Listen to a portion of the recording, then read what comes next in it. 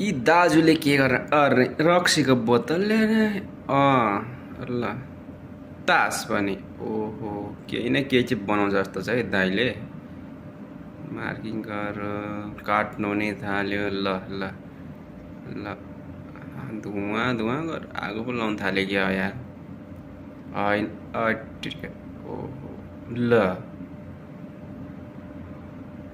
machine हाल्यो ट्याक्क आगो लाउँदैछ ल घोडाको नाल पनि सबै एकजिन हालेर भर्यो यो त निकाल्नु पनि नमिल्ने बनायो त यी दाइले त यार